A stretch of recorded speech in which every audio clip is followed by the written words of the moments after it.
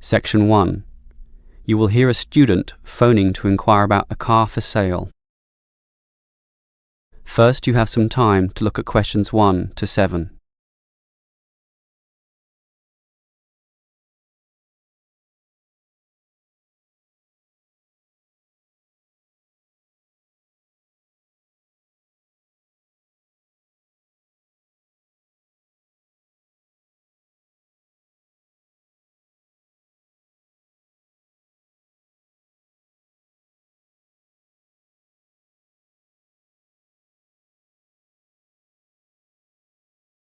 You will see that there is an example that has been done for you.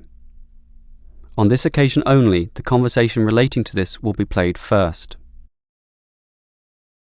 Hello, can I speak to... the advert doesn't give a name. Well, the name is Bob, and I guess this call is about the car I'm selling, right? Yes, my name's Francis, and I'm definitely interested. The car owner's name is Bob, so Bob has been written in the space. Now we shall begin. You should answer the questions as you listen, because you will not hear the recording a second time. Listen carefully and answer questions 1 to 7. Hello, can I speak to... the advert doesn't give a name. Well, the name is Bob, and I guess this call is about the car I'm selling, right? Yes, my name's Francis, and I'm definitely interested. You'll like my car then. Clean, neat, nice. What sort is it? Oh, the original model was called an Echo. You know, like the echo a sound can make. But then they changed the name to Yaris just before I bought it. Yaris. I don't know why. I liked the old name, and it's the same car, but that's what it's called. So, what's the colour? The ad says it's cream-coloured. Like cream, then? Yeah, well, it's more of a yellow colour, actually. Not cream? No, I don't know why I said that. It's like a canary, and small like one, too. So, what about the power? How many cylinders does it have? 4 or 6? My brother has a 6-cylinder car and says it's very powerful.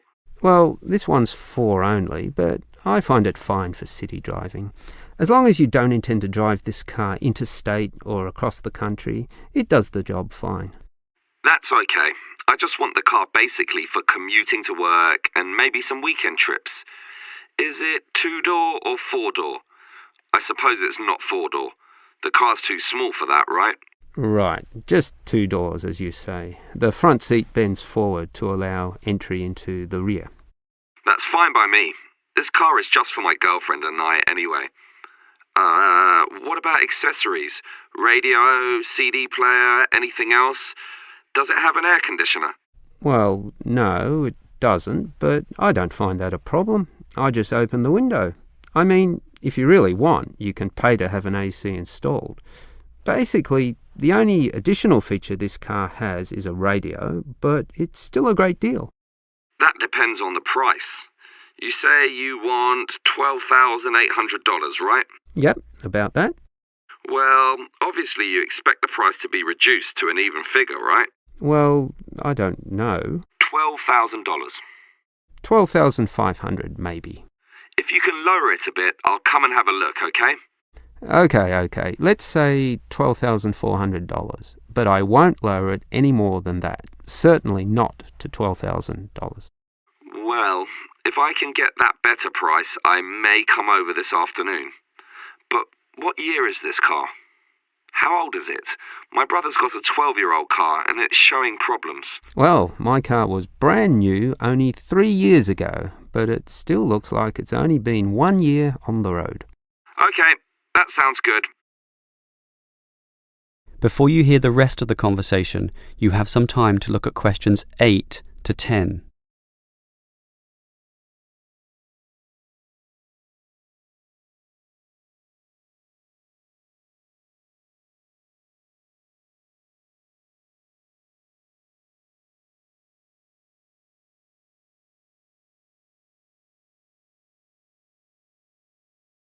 Now listen and answer questions 8 to 10. Can I just ask a few more general questions about this car you're selling? Sure. Can you just tell me why you think it's such a good deal? Of course, I won't necessarily believe you, but just tell me what you think. You can believe me. I honestly think this is a nice car, well worth buying at the price I'm asking. How much registration does it have left? To be honest, not so much, but I think having lots of registration is irrelevant. It's the car you're paying for, the quality and advantages of the engine itself. Well, what about that then? Okay, many people like to accelerate down the freeways, right? There are a lot of speed demons out there who think quickness is all that matters, but basically, people are mostly trapped in city traffic. So one of the things I like is that because this car is small, you can put it anywhere. Say you're in the city wanting to duck into a shop. Well, you can fit this car in any little space while you go shopping or do other things, and that saves you a lot of time. Yeah, but it's not that powerful, right?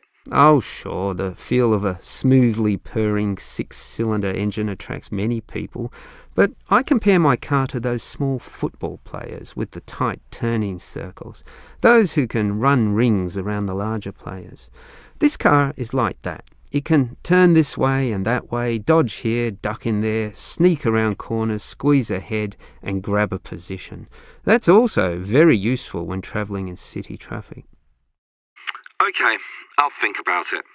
Sure, think about it, but all these advantages are sound and appeal to other buyers as well. No one holds the same car forever, so you can say exactly the same things that I just said when you want to sell the car. That will make it very easy for you to pass this car on to the next buyer. Yeah, maybe you're right. That is the end of section 1. You now have half a minute to check your answers.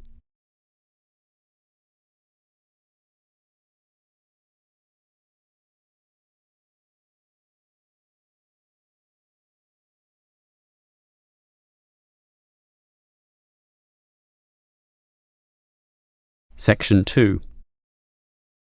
You will hear a university administrator telling a group of new students about the central campus buildings and the facilities they provide.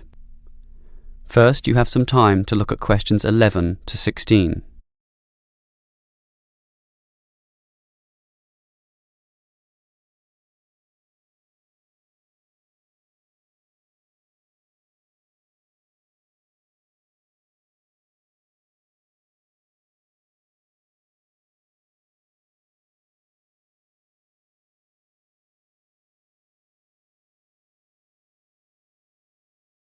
Now listen carefully and answer questions 11 to 16. Welcome everyone to the Brandon Complex, the geographical and, we could say, spiritual heart of this university. This is basically where everyone eats too, as you can see by looking around. There are many different cuisines here, Chinese, Indian and Middle Eastern, plus the usual fare of a local type, all in that corner over there. We have many shops here too, but the biggest is Wilson's, right there, providing clothing and hardware.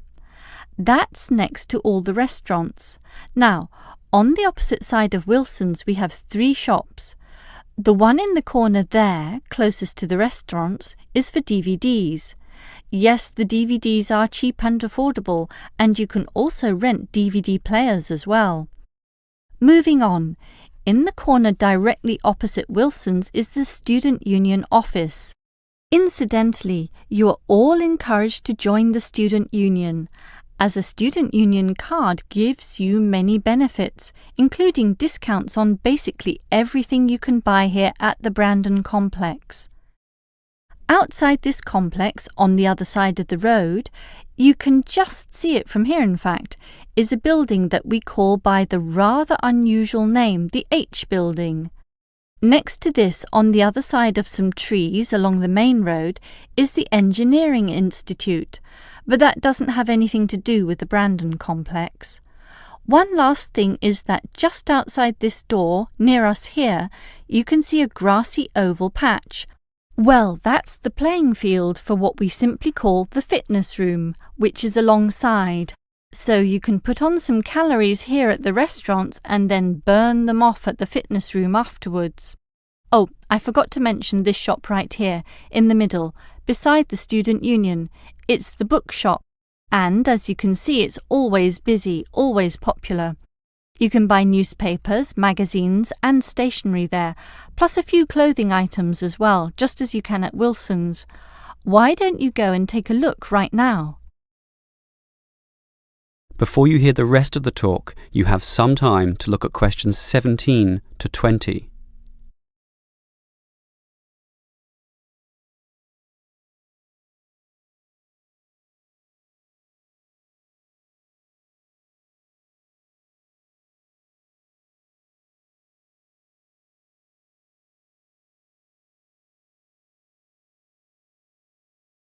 Now listen and answer questions 17 to 20.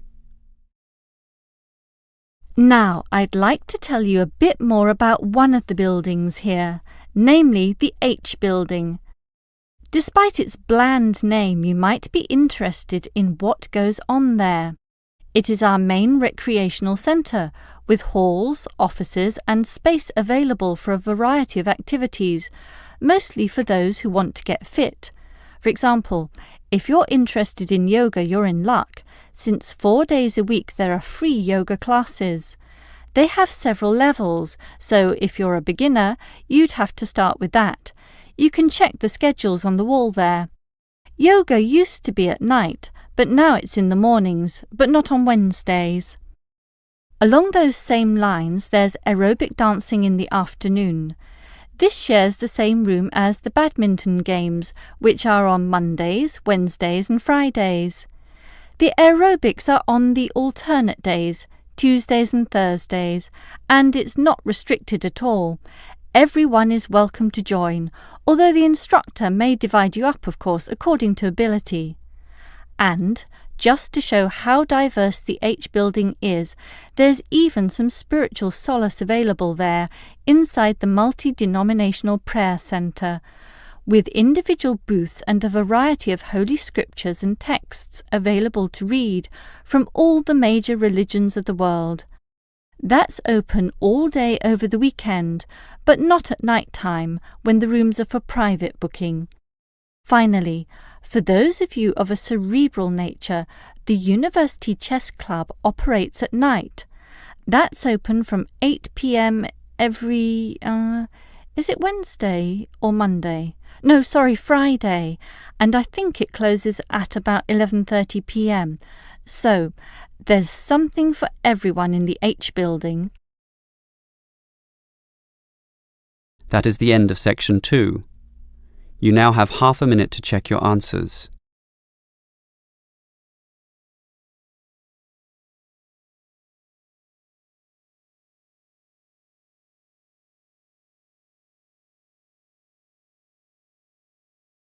Section 3. You will hear 2 students, Dylan and Emily, discussing a presentation which they will have to make. First, you have some time to look at questions 21 to 24.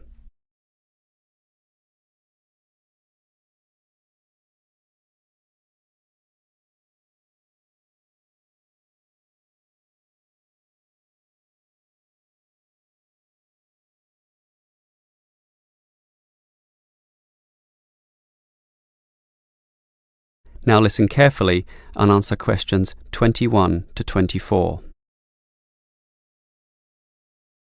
Okay, Emily, as you know, we've got to do this presentation together. I know, I'm a little bit nervous about it, standing up in front of all those people. And what if the presentation fails? What if... Don't worry, I've been reading a book about giving effective presentations. It's not that hard, but the way to do it is certainly not always obvious either. For example, do you know what the most important part of a presentation is? The final summary, I guess. The opposite. The first minute, in fact. The theory says that first minute is when you win or lose the audience. If you lose them at that point, you'll probably never get them back. So that's why you need a hook. A hook? You mean like when you catch fish? Yes, I mean, not exactly, but yes, we want to catch the audience, right? So we need to start in a way which wakes them up, gets them interested, and makes them watch us. I see. Basically, no matter how good our presentation is, if the message doesn't get across, the presentation fails. So we need to give a fact which really amazes them, or an interesting story, or pose a dilemma which makes them think, something they can really puzzle over. It's better if this is related to the subject, of course, something to do with management in our case. So that's the hook. That's right. From then on, we'll just follow the basic advice. Like what? Like, talk to your audience, as equals. Don't talk down to them or up to them. They're just the same as us, right? You're right, Some of the best presentations I've ever seen sounded just like conversations. Exactly. And what else made them good? Well, the speakers sort of involved me in the topic and issues under discussion by asking questions, by referring to me, by saying you, and, well, basically they were interesting. And they're exactly the tips we'll follow too. It should be fine. Before you hear the rest of the conversation, you have some time to look at questions 25 to 30.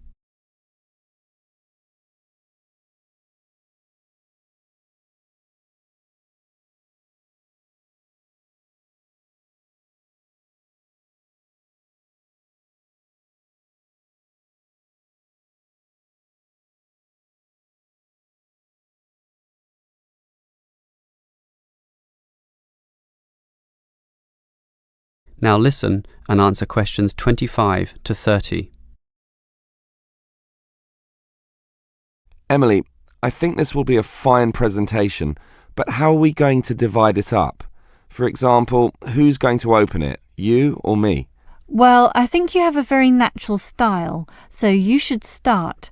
This talk has 5 main parts, so you can introduce it and then do part 1. That's the historical context or background to the issue. Yes, then I'll do part 2 about current views.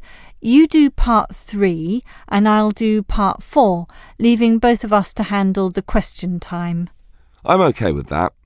In part 1, I'll probably speak at length about Hoffman's theory, about management styles, and compare differences in culture in relation to the style of management used. That sounds good. Those differences are important and certainly relevant to the current times. Hoffman makes some excellent points too on this issue. That's why I'll follow up with present-day perspectives and viewpoints on this, such as the problems facing today's managers in the complex multicultural workplace, where basically one can no longer assume one is dealing with a single culture in the workplace, but actually a multiculture. That sounds good also. Then I'll take over, discussing the implications and problems of this. I suppose you'll look at the pluralist movement. Yeah, I was thinking about that, but then I changed my mind. I've decided I'll look at the productive diversity argument. It's more interesting anyway, so I'll go with that.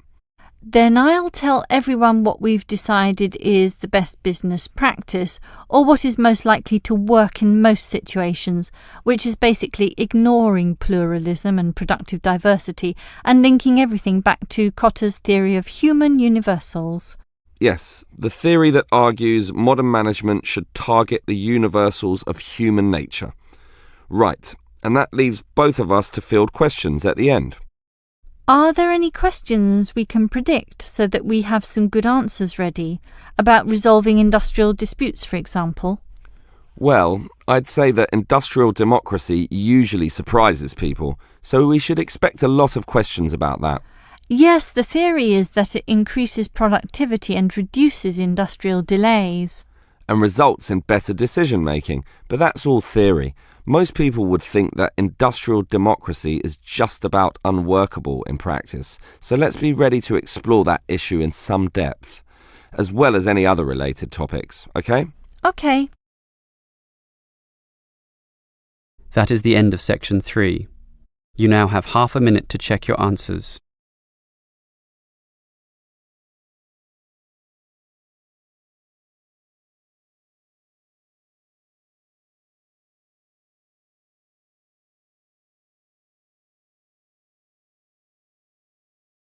Section 4. You will hear a lecturer discussing the possibility of creating nuclear fusion. First, you have some time to look at questions 31 to 35.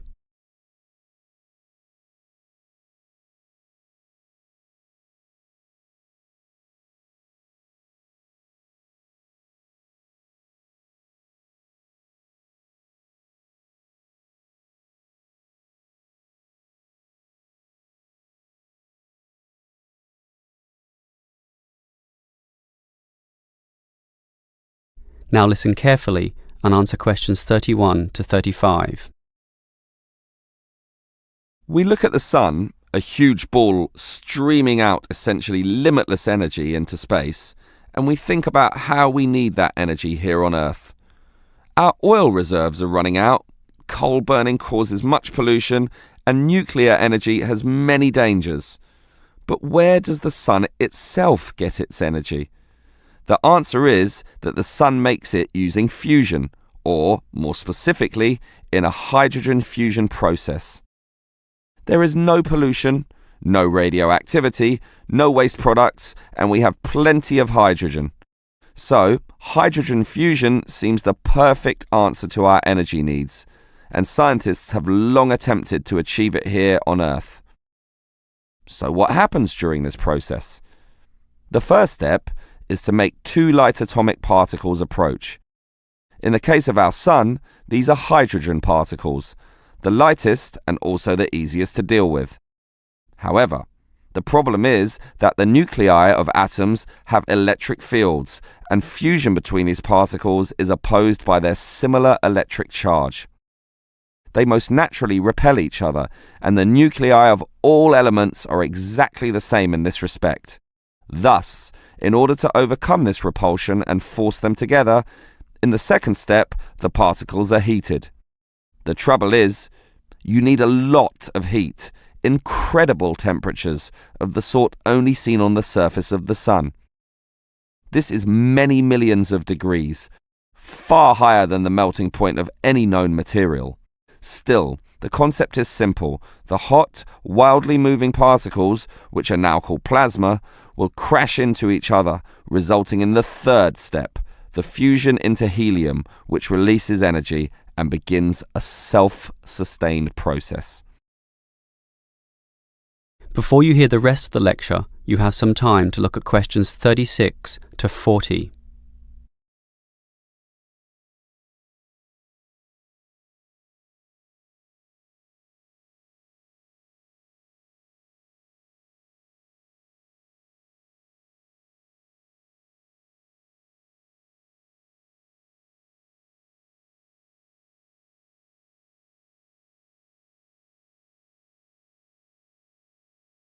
Now listen and answer questions 36 to 40. So, we know how fusion works. Thus, the big question is, can we create it here on Earth? We actually have the technology to superheat hydrogen into plasma, but no container on Earth can deal with those temperatures. Thus, we need to confine this superheated material so that it doesn't touch anything. For that, we need a special reactor, and most research has focused on an apparatus known as a tokamak system. That's Tokamak, an acronym from some Russian words meaning toroidal chamber with magnetic field. It's an apt name, since a very powerful magnetic field is used to confine and suspend the super hot plasma in the air so that it doesn't touch anything. This is possible only because this plasma has an electric charge, which interacts with the magnetic field. Of course, the walls of the fusion vessel will still get hot, very hot, and to avoid being melted, they must be cooled with a cryogenic system to intensely low temperatures. But now we are faced with the second problem. If we are to draw power from this system, the reaction must be continuous and controllable. However, when fusion begins, the plasma becomes unstable, and at these temperatures, that is a very serious situation. If we lose control, a disaster could result. Despite the obstacles, in 2010, a European device managed some success. but needed far more power to generate the fusion reaction than that produced from the fusion itself. Obviously then, it was not useful as a power source. More to the point, this system could only sustain a fusion reaction for a fraction of a second, yet, to self-sustain, the fusion needs to run for at least 10 seconds. And the future looks bleak. Unfortunately, most scientists predict that many decades will have to pass before fusion power can become a practical reality. That is the end of section 4. You now have half a minute to check your answers.